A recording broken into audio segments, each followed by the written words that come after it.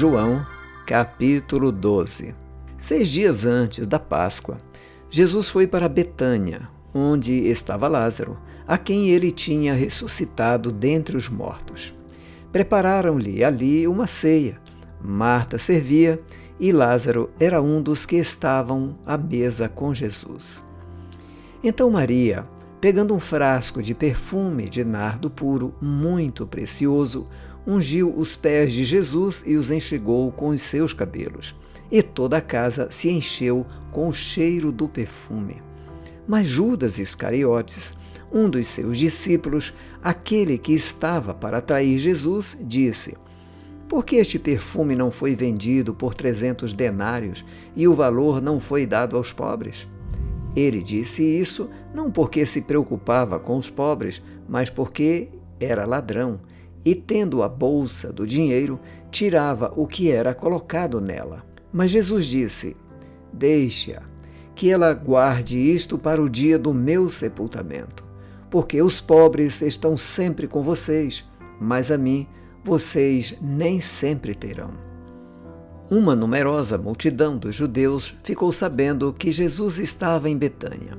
Eles foram até lá, não só por causa dele, mas também para ver Lázaro, a quem ele tinha ressuscitado dentre os mortos.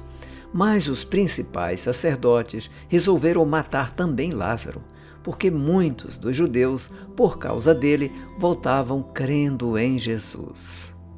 No dia seguinte, a numerosa multidão que tinha vindo à festa, tendo ouvido que Jesus estava a caminho de Jerusalém, pegou ramos de palmeiras e saiu ao encontro dele, clamando: Hosana, bendito o que vem em nome do Senhor e que é Rei de Israel.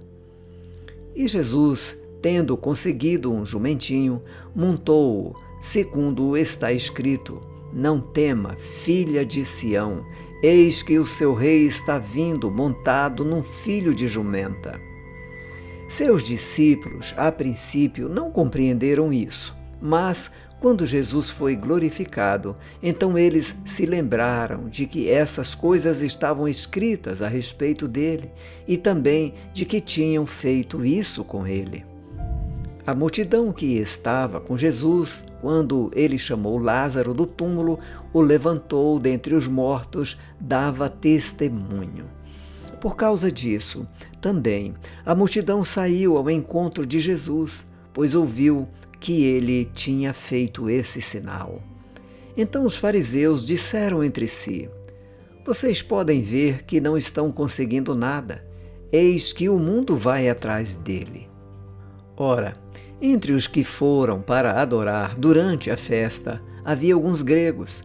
Estes se dirigiram a Filipe, que era de Betsaida da Galileia, e lhe pediram: Senhor, queremos ver Jesus. Filipe foi dizê-lo a André, e André e Filipe o comunicaram a Jesus.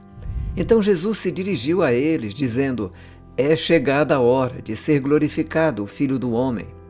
Em verdade lhes digo, se o grão de trigo caindo na terra não morrer, fica ele só, mas se morrer, produz muito fruto. Quem ama a sua vida, perde-a, mas aquele que odeia a sua vida neste mundo irá preservá-la para a vida eterna.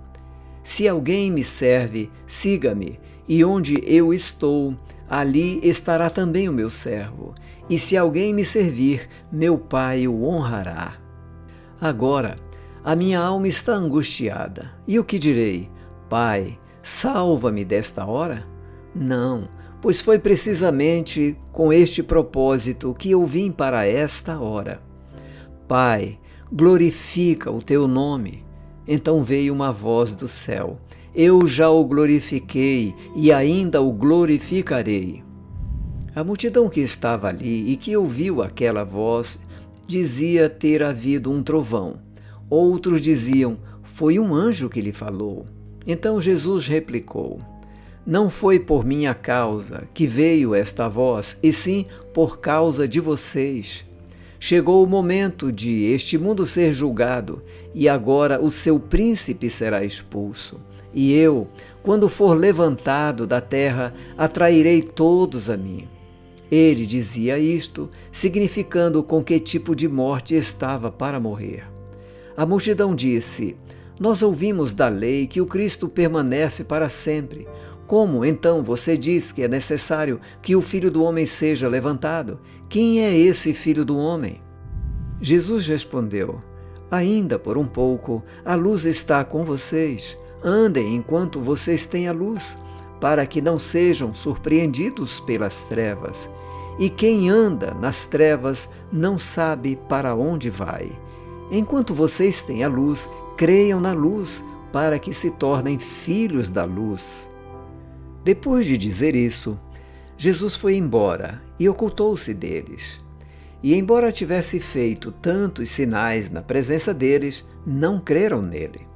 Para se cumprir a palavra do profeta Isaías, que diz: Senhor, quem creu em nossa pregação e a quem foi revelado o braço do Senhor? Por isso, não podiam crer, porque Isaías disse ainda: cegou os olhos deles e endureceu-lhes o coração, para que não vejam com os olhos, nem entendam com o coração, e se convertam e sejam por mim curados. Isaías disse isso porque viu a glória dele e falou a respeito dele. No entanto, muitos dentre as próprias autoridades creram em Jesus, mas por causa dos fariseus não o confessaram, para não serem expulsos da sinagoga, porque amaram mais a glória dos homens do que a glória de Deus. E Jesus clamou, dizendo: Quem crê em mim, crê não em mim, mas naquele que me enviou. E quem vê a mim, vê aquele que me enviou. Eu vim como luz para o mundo, a fim de que todo aquele que crê em mim não permaneça nas trevas. Se alguém ouvir as minhas palavras e não as guardar, eu não o julgo, porque eu não vim para julgar o mundo, e sim para salvá-lo. Quem me rejeita e não recebe as minhas palavras, tem quem o julgue. A própria palavra que falei, essa o julgará no último dia. Porque eu não falei por mim mesmo, mas o Pai que me enviou, esse me ordenou o que dizer e o que anunciar. Eu sei que o seu mandamento é a vida eterna. Portanto, as coisas que eu digo exatamente assim como o Pai me falou.